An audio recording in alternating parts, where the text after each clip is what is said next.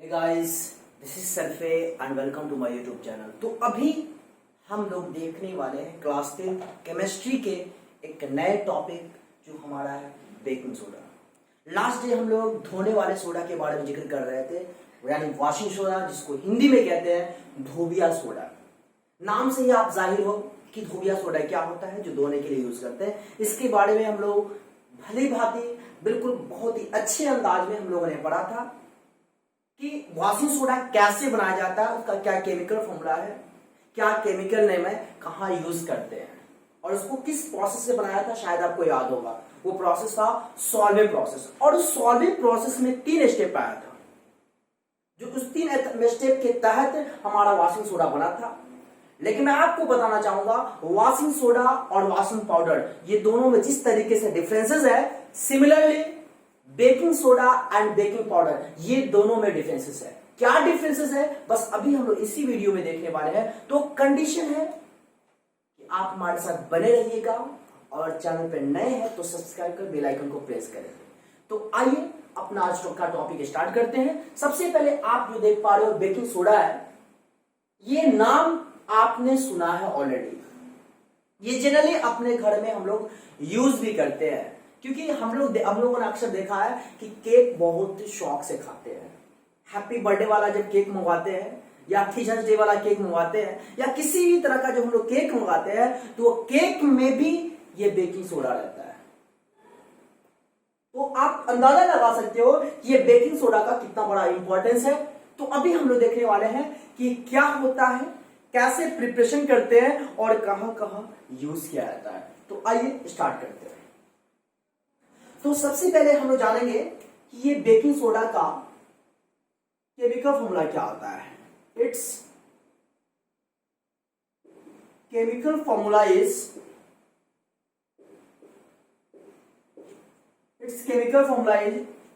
NaHCO3। इसको बोलते हैं सोडियम बाइकार्बोनेट या सोडियम हाइड्रोजन कार्बोनेट। और its chemical formula is NaCO3 and its chemical name is, यहां दिख रहा है, and its chemical name is, अभी जैसा कि मैंने कहा सोडियम बाइकार्बोनेट,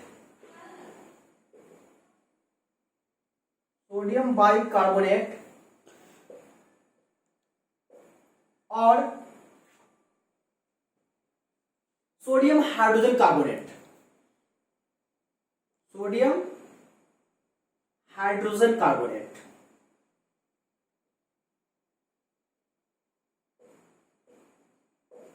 क्लियर बात है।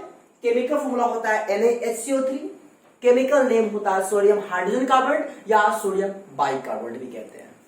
अब मैं बताना चाहूंगा कि ये बेकिंग सोडा जो आपने देखा NaHCO3, इसका मॉलिक्यूलर मास भी होता है।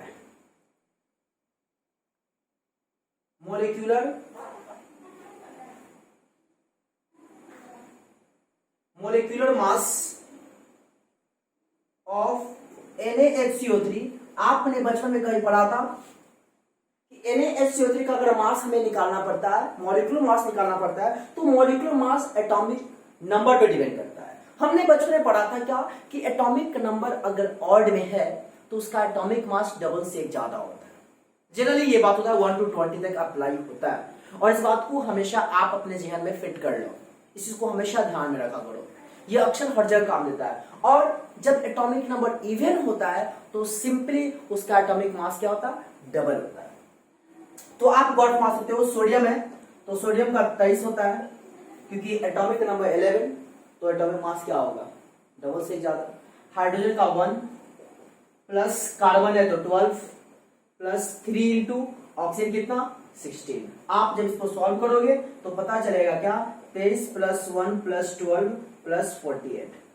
ऐड करेंगे तो फाइनली आ जाएगा क्या, 23 1 24 प्लस 8 2 10 0 4 5 1 6 16, यानी टोटल मेरे को क्या देगा 84 AMU। 84 AMU होता है किसका, NaHCO3 का मास। ये है सोडियम बाइकार्बोनेट और सोडियम हाइड्रोजन कार्बोनेट। अब मैं आपको बताना चाहूंगा क्या कि ये कैसा होता है। तो सिंपल सी बात है, ये आपको मैं बताऊंगा, ये व्हाइट पाउडर होता है, इट इज व्हाइट पाउडर। और दूसरी बात इसको मैं बताना चाहूंगा, इसको हम लोग कहते हैं क्या, बेसिक सॉल्ट भी कहते हैं, it is basic salt. Sodium bicarbonate जो होता है ये दरअसल बेसिक सॉल्ट होता है। पहली बात तो मैंने बताया क्या कि व्हाइट पाउडर होता है, दूसरी बात मैंने क्या बताया, बेसिक सॉल्ट होता है, और तीसरी बात मैंने बताया क्या कि इसका मास कितना होता है, 84 होता है। कहां यूज करते हैं ये भी हम लोग पढ़ेंगे, उससे पहले हम लोग पढ़ लेते हैं क्या इसका प्रिपरेशन, कैसे इसको हम लोग लेबोरेटरी में या बनाते हैं और कैसे यूज किया जाता है। क्योंकि मैंने अभी जस्ट कहा है कि वॉशिंग सोडा और washing powder, sorry baking soda and baking powder, ये दोनों में डिफरेंसेस है। अब कैसे डिफरेंसेस है अभी हम लोग प्रिपरेशन देखेंगे, तो इसमें आपको खुद ब खुद आइडिया लग जाएगा कि कैसे डिफरेंस। आइए उसको इरेज करते हैं फिर देखते हैं। तो आइए देखते हैं इसका प्रिपरेशन और साथ ही इसका यूज भी देखेंगे। तो प्रिपरेशन जो है आपको बताना चाहूंगा, इसका प्रिपरेशन कैसे होता।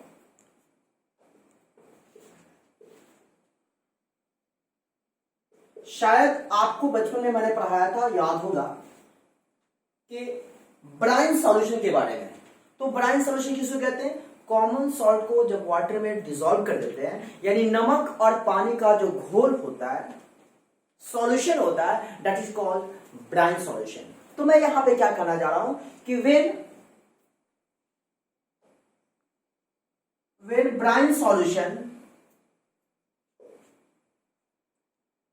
brine solution of ammonical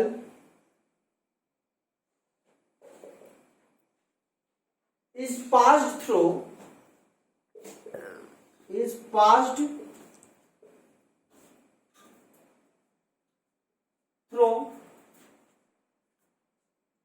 CO2,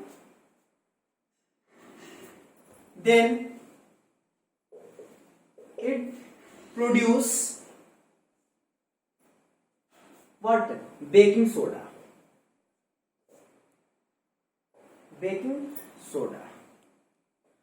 When brine solution of ammonical is passed through CO2, then it produce baking soda। या आप इसको ऐसा भी कर सकते हो, when ammonical brine solution is passed through CO2, then it gives baking soda। अब आपने बचपन में पढ़ा था ब्राइन सॉल्यूशन के बारे में और साथ ही अमोनिकल के बारे में पढ़ा था। अमोनिकल का मतलब होता है निमोनिया, यानी अमोनिया NH3। तो यहां पे ब्राइन सॉल्यूशन का मतलब क्या हुआ, NaCl अब प्लस H2O, ये तो आपका ब्राइन सॉल्यूशन हुआ। अब प्लस अमोनिकल तो NH3 और किसके साथ, CO2। तो पता हमें यह चलेगा कि हमें जो प्रोडक्ट मिलेगा वो आपका क्या बनेगा, NaHCO3 प्लस NH4Cl। आप जानते हो इसको हम लोग कहते हैं बेकिंग सोडा। क्या कहते हैं, बेकिंग सोडा। और ये हमारा क्या है, अमोनियम क्लोराइड। ये हमारा है अमोनियम क्लोराइड। अब मैं आपको बताना चाहूंगा, ये आप जो देख पा रहे हो सोडियम हाइड्रोजन कार्बोनेट या सोडियम बाइकार्बोनेट, ये आपका दरअसल बेसिक सॉल्ट है। क्या है, बेसिक सॉल्ट है। और जब बेसिक सॉल्ट मैं कह दिया तो आप समझ सकते हो कि थोड़ा इसका टेस्ट कैसा होगा, बीटर होगा, थोड़ा कड़वा होगा। अब बताना मैं ये चाहूंगा कि ये मेरे को जो बेकिंग सोडा बना, ये तो एक ही स्टेप में बन गया। लेकिन याद करिए बचपन में हम लोगों ने वॉशिंग सोडा बनाया था, उसमें 3 स्टेप अप्लाई हुआ था। यहां पे क्या है, एक ही स्टेप में बन गया। अब चलिए, अब मैं बताना चाहूंगा कि यहां पे बेसिक सॉल्ट है। आपको शायद मालूम होगा कि इस बेकिंग सोडा का इस्तेमाल हम लोग दरअसल कहां करते हैं, बहुत जगह करते हैं। वैसे चिप्स, वैसे आपको बता दूं बेकरी, यानी कि जितने भी क्या ब्रेड्स होते हैं, केक वगैरह होते हैं, उसमें बनाने में इसका इस्तेमाल करते हैं। साथ ही क्रिस्पी पकौड़ास वगैरह बनाने में इस्तेमाल करते हैं। मतलब जितना भी ज्यादा से ज्यादा स्पाइसी आपका सामान लगता है, स्पाइसी टेस्ट लगता है, क्योंकि आपके जुआ को कैसा चाहिए, बिल्कुल स्पाइसी टेस्ट। घर का खाना बिल्कुल सादा बना हो, नहीं खाएगा मेरी तरह। मैं भी ज्यादातर बाहर का सामान खाना पसंद करता हूं, लेकिन बताना ये चाहूंगा कि इस चीज से जो चीज बना हुआ है ना, ये सोडियम बाइकार्बोनेट से जो चीज बना हुआ है वो एक्चुअल में हमारे लिए ज्यादा फायदेमंद नहीं है, हमारे लिए नुकसानदेह भी। लेकिन आज हमारा जुमा इतना इसका शौकीन हो गया है कि इसके बदौलत बड़ा मुश्किल है। जैसे आप सभी को केक बहुत पसंद होगा, ऑब्वियसली मुझे भी पसंद है, आपको भी पसंद है, क्योंकि केक में बहुत सारा फ्लेवर्स आते हैं, बहुत सारे वैरायटीज होते हैं। वैसे इस बेकिंग सोडा, अब मैं बताना चाहूंगा ये तो बीटा इन टेस्ट होता है। अब मसला यह है, आपके मन में ख्याल आ रहा होगा कि सर बेकिंग सोडा इस्तेमाल करते हैं लेकिन उसका टेस्ट तो थोड़ा मीठा होता है, आप यहां बता रहे कड़वा होता है।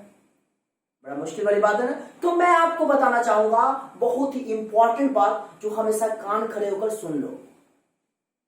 आपने केक खाया है, केक कैसा होता है, स्पॉन्जी होता है, फ्लफी होता है ना, बिल्कुल मतलब स्पॉन्जी टाइप का होता है। तो अब मसला यह है कि वो भी आपका मीठा होता है, इतना फ्लफी क्यों होता है? तो सिंपल सी बात मैं आपको बताना चाहूंगा क्या, कि वो तो बनता है वैसे मैदा से बनता है।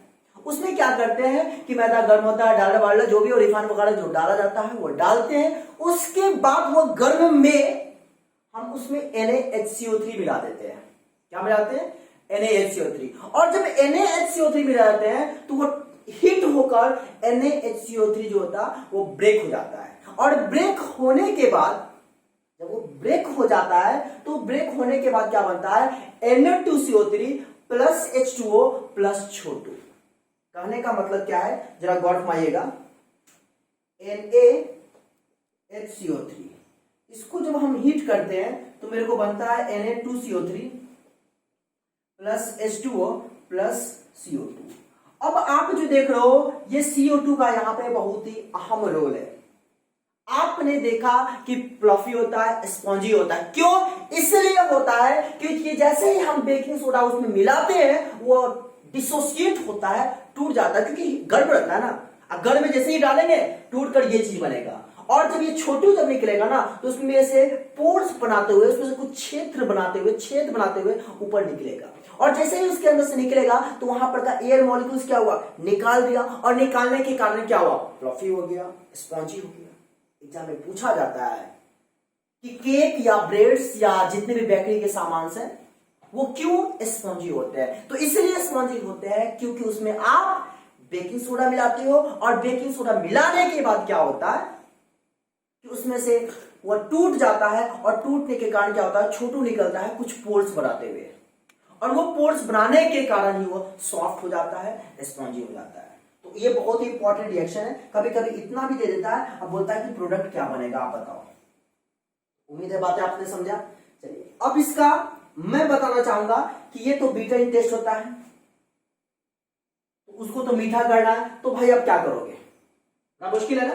तो देखिए ये बेकिंग सोडा है, तो अब उसके बाद क्या होता है कि इस NaHCO3 में कुछ एडिबल एसिड मिला देते हैं। बेकिंग सोडा में क्या करते हैं, NaHCO3 में एडिबल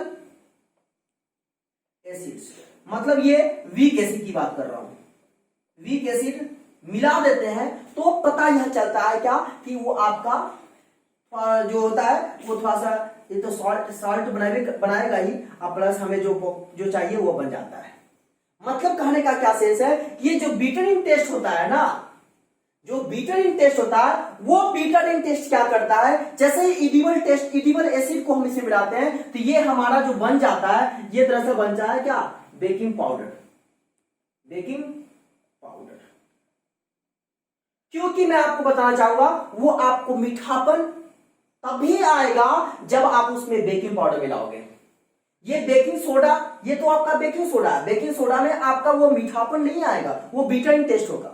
तो उस बीटरिंग टेस्ट को दूर करने के बाद में हमें क्या करना पड़ता है, कुछ वीक एसिड जैसे टार्टेरिक एसिड हो गया, एडिबल एसिड हुआ, तो उस एडिबल एसिड को इसमें मिलाते हैं, अब तब डालते हैं तो बनता है। बेशक ये बात तो सही है कि उसको स्पॉन्जी बनाने के लिए आपको ये NaCO3 तो मिलेगा ही, जब तक ये नहीं मिलेगा तब तक स्पॉन्जी बनेगा नहीं। तो स्पॉन्जी बनाने के लिए तो मिलाना ही पड़ता है बेशक। तो उम्मीद है बातें आपको समझ में आई ना कि ये बेकिंग सोडा नहीं बल्कि ये बेकिंग पाउडर। तो आप समझ सकते हो कि बेकिंग सोडा और बेकिंग पाउडर में कितना डिफरेंसेस है। आपने देखा बेकिंग सोडा बेसिक सॉल्ट है जो कि बिटर इन टेस्ट है, लेकिन ये बेकिंग पाउडर जो आप देख पा रहे हो ये बिटर इन टेस्ट नहीं होता है, ये सॉल्ट होता है। और कैसे बना है तो NaCO3 में एडिबल एसिड यानी weak acid like tartaric acid को उसमें मिला देते हैं तो न्यूट्रल बन जाता है और फाइनली उसमें जो टेस्ट जिस तरीके का चाहिए मेरे को उसमें मिल जाता है। क्योंकि आपने केक खाया है और केक क्या होता है, मीठा होता है। लेकिन समझ में बात आ रही है मैं क्या कहना चाह रहा हूं, उसमें डालते हैं क्या, बेकिंग सोडा डालते हैं। चलिए, तो उम्मीद है बातें यहां तक आपको समझ में आई। अब मैं आपको बताना चाहूंगा इसका यूजेस। तो सिंपल सी बात है, यूजेस बताने के लिए मैं ज्यादा नहीं बस यही पर लिख देता हूं, दिख रहा होगा। चलिए, कितना 2-3 लाइन दिखेगा ही। चलिए, यूजेस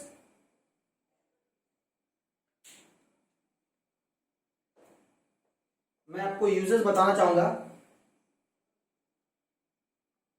यूजेस फर्स्ट नंबर में इसका यूज होता है चिप्स पकौड़े वगैरह बनाने में, इन कुकिंग पकोड़ास क्रिस्प etc। बातें समझ में आ रही है। सेकेंड पॉइंट में बताऊंगा आपको, इसका इस्तेमाल हम लोग जो करते हैं आपको बताना चाहेंगे एंटासिड के रूप में भी इस्तेमाल करते हैं।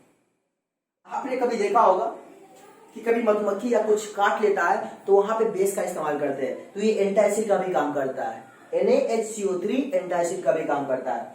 थर्ड यूज मैं आपको बताना चाहूंगा,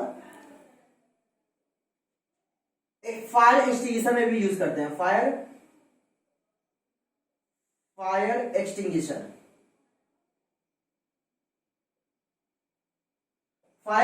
में भी यूज करते हैं अग्निशमन में। अब कैसे करते हैं, आपने देखा कि NaCO3 को हीट करते हैं, छोटू निकलता है और वो छोटू वहां पे क्या करता है कि O2 के सप्लाई को कट कर देता है। तब आग बुझ जाएगा, क्योंकि आग कब नहीं बुझेगा, जब उसको ऑक्सीजन कंटिन्यू मिलता रहेगा। क्यों ना हम उसको ऑक्सीजन के कांटेक्ट को ब्रेक कर दें, तो ये ब्रेक कौन करेगा, ये छोटू करेगा। छोटू कहां होता है, इसमें होता है, बेकिंग सोडा में होता है। तो इस तरीके से 3 यूज मैंने बताया, बहुत ही इंपॉर्टेंट यूजेज है।